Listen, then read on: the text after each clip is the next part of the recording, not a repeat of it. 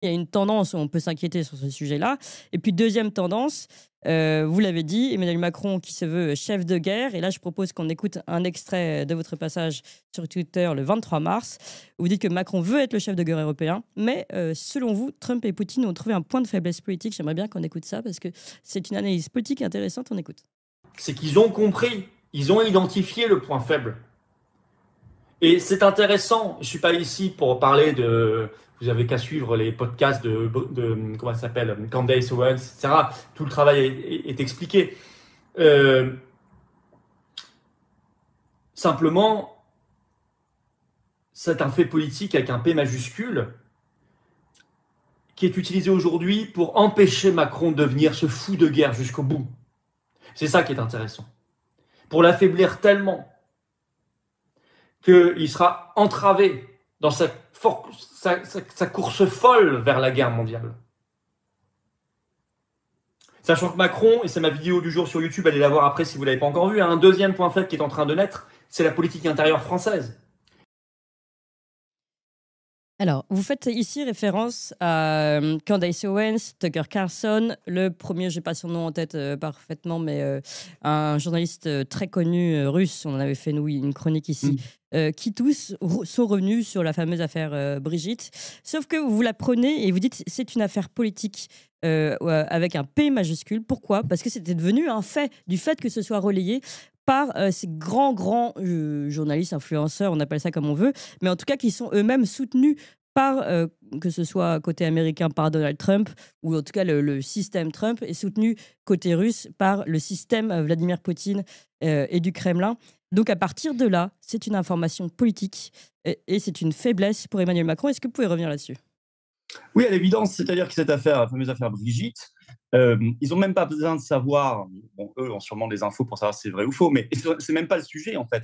C'est simplement que c'est devenu un fait, quoi qu'il arrive. Et largement du fait de Macron d'ailleurs, parce qu'ils se sont laissés embourber dans cette affaire-là. Oui. Et puis ils ont envoyé des lettres d'avocats à Candace Owens. Tout ça, ça crée un fait public. Ils ont déchaîné la machine judiciaire, ils ont créé une cellule spéciale à l'Élysée, c'est même Le Monde qui l'avait révélé. Tout à fait. Donc c'est eux qui en ont fait un fait, de toute façon. Donc la réalité, c'est que on est dans un jeu d'influence et de puissance. Il y a un fait qui est potentiellement un point de vulnérabilité énorme pour Macron. C'est même pas le fond de l'affaire qu'on juge, que ce soit vrai ou faux, peu importe, c'est un point de vulnérabilité. Ouais. Donc la Russie comme les États-Unis, qui n'ont peut-être pas envie qu'il y ait les gens qui, de manière irresponsable, nous entraînent vers une troisième guerre mondiale nucléaire, ont une possibilité d'affaiblir le fou de guerre, en quelque sorte. Voilà, de le remettre à sa place. Et donc d'utiliser et c'est pour ça qu'on a vu cette vulnérabilité. C'est pour ça qu'on a vu ces dernières semaines, effectivement, tout un environnement de podcasteurs ou de journalistes indépendants autour de Trump, plutôt réputés trumpistes, commencer à en parler. Et on a vu effectivement, et ça fait grand bruit, y compris dans les médias français, la première chaîne de télévision russe y consacrait un large dossier avec un journaliste très très connu en Russie, très sérieux.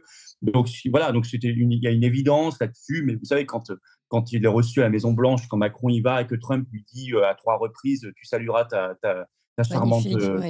Voilà, ta magnifique femme, etc. Donc là aussi, ce sont des allusions évidentes qui visent à affaiblir le personnage. Et ce qui est intéressant, vraiment, que j'ai vraiment entendu qu'à votre micro, c'est que, d'après ce que vous dites, ce n'est pas du tout un hasard si ça apparaît à peu près en même temps, ces vidéos, ces émissions qui sortent en Russie et aux États-Unis. Il y a comme une forme de riposte qui s'organise face à ce que vous présentez comme le chef de guerre européen, Emmanuel Macron, enfin volontaire, guerre, avec sa copine Ursula, quoi. Mais c'est-à-dire, vous savez, pour la Russie ou les États-Unis, c'est quand même très dangereux ce qui se passe. La France est quand même une puissance nucléaire. L'Union européenne annonce tous les 4 matins qu'elle prépare la guerre. Il y a quand même des pays, on connaît les pays baltes, la Pologne, quelques autres pays qui sont quand même très excités contre la Russie.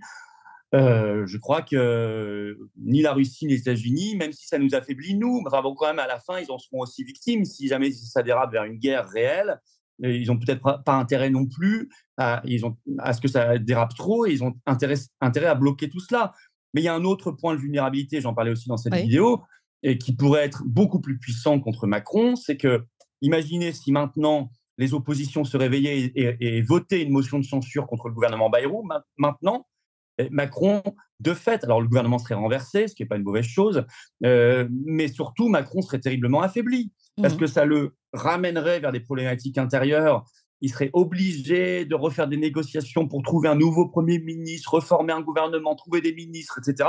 Ça le neutralise pendant au moins plusieurs semaines, voire plusieurs mois. Donc, pendant qu'il aurait à faire ça, qui l'ennuie profondément, je pense, il ne pourrait pas jouer Oui, mais là, vous parlez d'un monde où les oppositions feraient leur travail.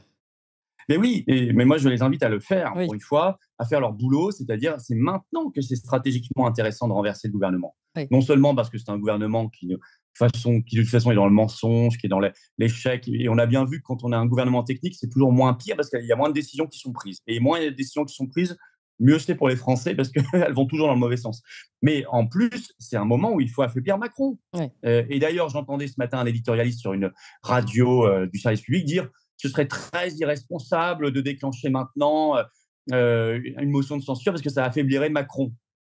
Preuve que c'est ce qu'il faut faire. Vous avez aussi Jospin qui a donné une longue interview au journal Le Monde hier soir, Lionel Jospin, et il a dit exactement la même chose. Ce serait très irresponsable de déposer une motion de censure parce que Macron est sur d'autres sujets. Quand on ressort Lionel Jospin du placard, c'est qu'en général, il y a des messages à passer. De la naphtaline, oui. Mais oui, mais bon, ces gens-là sont des boussoles inverses, si vous voulez. Quand elles disent quelque chose, c'est que le bon sens commande de faire l'inverse. Juste un dernier mot pour finir, Florian Philippot. Est-ce que sur la première affaire sensible, on va dire, du couple Macron et du fait que désormais ce soit relayé et aux États-Unis et en Russie et à peu près en même temps, ce qui est intéressant, par leurs journalistes les plus connus, est-ce que vous considériez que finalement c'est l'art du compromat qui se met de nouveau en place et justement ces dossiers sensibles qui permettent de faire tomber quelqu'un? Oui, c'est vieux comme le monde. Hein. Le plus simple, c'est de ne pas avoir de dossier, en fait. Mais bon, enfin là, non, mais là, on est sur une affaire hors norme quand même. Hein. On est sur un truc. Et les Macron s'en sortent pas. Hein. Ils sont embourbés dans cette affaire. À tel point qu'à certains moments, on s'est demandé s'ils l'instrumentalisaient pas eux-mêmes. Parce que faut aussi se méfier de ça. Vous savez, il y a des manipulations dans l'autre sens aussi. Bien sûr. Ils peuvent aussi avoir intérêt parfois à ce qu'on regarde là pour qu'on ne regarde pas trop ailleurs. Hein. Donc moi, je me méfie toujours de tout et je pense qu'on est dans ce jeu de manipulation. Mais enfin bon, globalement, Macron, de toute façon, est un homme qui n'a jamais fait la lumière sur son passé, sur son patrimoine, sur son histoire. Côté Brigitte, c'est pareil. On est dans une drôle de présidence. C'est très malsain. Il faut que tout ça s'arrête. Il faut vraiment qu'on tourne la page de cette époque-là, du macronisme. Oui. On est vraiment tombé très très bas et dans une grande noirceur en fait, avec tous ces gens-là et ce couple, ces Thénardier de l'Élysée. Là, on est vraiment dans un truc qui n'est pas digne de la France. Oui. Mais sur la guerre d'Ukraine, il y a le problème Macron, mais ne jamais oublier le problème Union européenne. Le fait qu'on soit dans l'Union européenne aggrave considérablement le problème parce que l'Union européenne joue son propre agenda, sa propre partition. Elle veut absolument avoir son armée. Elle veut même nous piquer la dissuasion nucléaire. Je ne sais pas si vous avez vu Romano Prodi, un ancien, lui aussi, c'est un peu le Jospin